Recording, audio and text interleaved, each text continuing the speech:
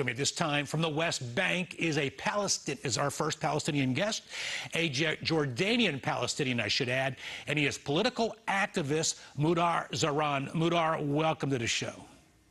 Thank you, and greetings to everyone from Bethlehem. And if they look very well, they can see the Church of Nativity in the back.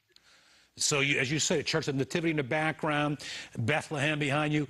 Not words I think many of our American viewers would expect to hear out of the mouth of a Palestinian.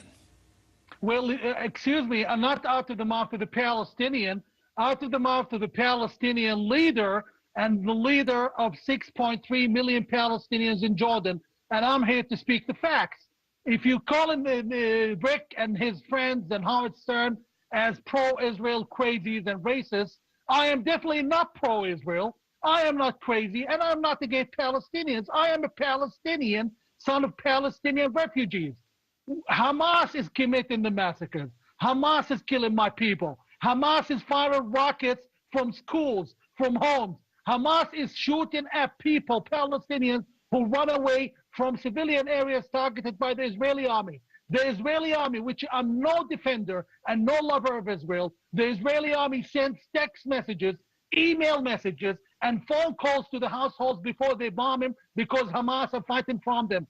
And I have mounting evidence to say that. And Hamas prevents them from leaving the areas. Also, Hamas fires from exactly where the civilians are because they know the Israelis won't shoot. Trust me. Israel being one of the strongest armies in the world and the strongest army in the region, if Israel wanted to kill all of Gaza, they can do it in 15 minutes. All we have is 2,000 innocent civilians killed because of Hamas recklessness, and Hamas is just another terrorist group terrorizing my people. And then I have people who hold no idea, like Penelope Cruz, claiming that Hamas actually should be supported and tolerated. No, Miss Cruz, I never liked your videos, never liked your movies, and on top of that, I don't like what you're saying. Leave my people alone, you and the other idiots, and actually, excuse my language, other schmucks who have no idea what's really happening. Hamas has to be stopped. My people are suffering. My people are bleeding, and you sit in the safety of your Beverly Hills home suggesting what you should do and what we should do and what Israel should do. No, we are against Hamas. Most Gazans are against Hamas, and we would love to see Hamas vanish into thin air. Hamas is just another ISIS, another Al-Qaeda, another Boko Haram, and they deserve to be treated as such. Mudar, we got to get you to loosen up and open up a little bit more. I say that with sarcasm. We appreciate your comments. What else would you like to say to the American left, to the international left? So we do have some viewers internationally who say, now, wait a minute. Israel is the blame for what's happening over there because there's these things called the settlements, and Hamas, all they're doing is they're protecting the weak, the underdog, the downtrodden. Of course Hamas protects the weak. We just saw how Hamas killed 35 protesters who protested against it in Gaza 7 days ago. They killed them in cold blood and wounded 20. How about that for protecting the weak? Guys, you didn't get the facts. You don't know what's happening. You don't know what's happening. I'm not supportive of Israel, but all of this destruction was brought upon my people by Israel. And you don't have to believe Rick or any of those, what you can think of as crazies. You can just believe the people of Gaza. I've been in touch as a leader with all of my people in Gaza, and they all are against Hamas.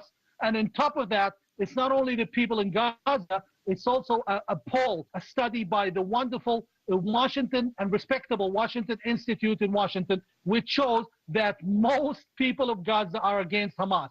One Gazan told me, for God's sake, we just wish Hamas would vanish. Hamas has brought misery and destruction, and Hamas is not fighting for the Palestinian people. Hamas is fighting because Qatar, the petro-Islamist terrorist state of Qatar, is financing it and giving it money to kill Jews. And believe it or not, the king of Jordan, who claims to be a moderate, is supporting Hamas, and there is mountain and mountain evidence for this. And why is the United States tolerating this? The United States tolerating this because Qatar has enough oil, which the United States needs. And this is my message to the Americans. Follow people like Tom Tomerkin, who is producing, like, for example, the fusion technology, which would stop the dependence on Arab oil controlled by dictators like Qatar and crazies like the King of Jordan. You have to reconsider and research your soul before it's too late. Madar Zaran, why are you at the West Bank at this hour? I left London and I came to West Bank a month ago. I have to be with my people. If they're dying, I deserve to die with them. If they live, I deserve to live with them. I'm no better than them, and I have to be exactly under what they have to endure. Now, as way of background, you are a Jordanian Palestinian, as you pointed out. It's my understanding you are a refugee who, as you say, now lives in London. Explain to our viewers why you had to leave Jordan.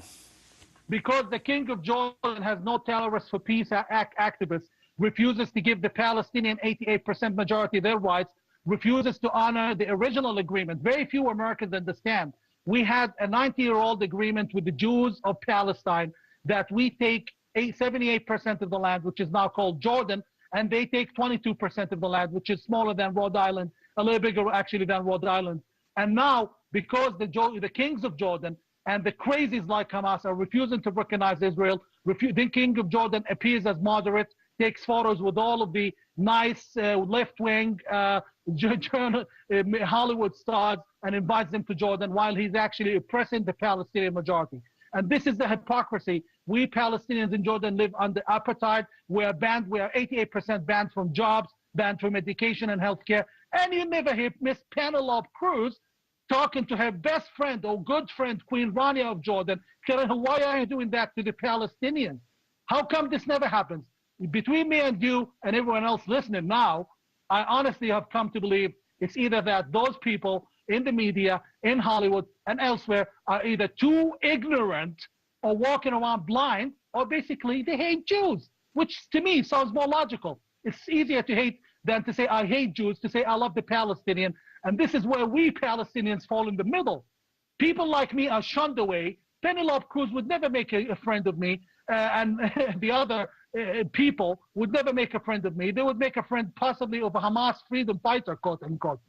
Madar Zaran, we're almost out of time. I want to ask you, what do you see right now? You're there in the West Bank. What is the status of Hamas? Do you believe that they will be demilitarized as a result of this latest conflict, or will they still be able to continue on, but at a weaker? Hamas has incredible financial support from Qatar, and they have incredible lobbying from Jordan's king, who has been secretly, and him and his government, lobbying for them inside the White House, inside Washington, D.C., and the Congress. And this is where, for the first time, the United States actually leaned to the terror thanks to the King of Jordan. So they're not going to stop because there's no reason to stop. The death of the civilians is not important to them. In fact, the more we die, the more money they get from Qatar. And in addition, their leaders, the cowardly leaders of them, while I am in I am in the West Bank, and hopefully sometime soon visiting my people in Gaza, if the Israelis help me get there and give me the permission to get there. The leaders of Hamas, they are all in Qatar and Amman, enjoying the life with Mr. Khalid Mish'al, the leader of Hamas, a reported wealth of $2.6 billion. That's possibly closer or higher than Donald Trump. All right, Madar Zaran, we have to have you back on again. We appreciate your passion.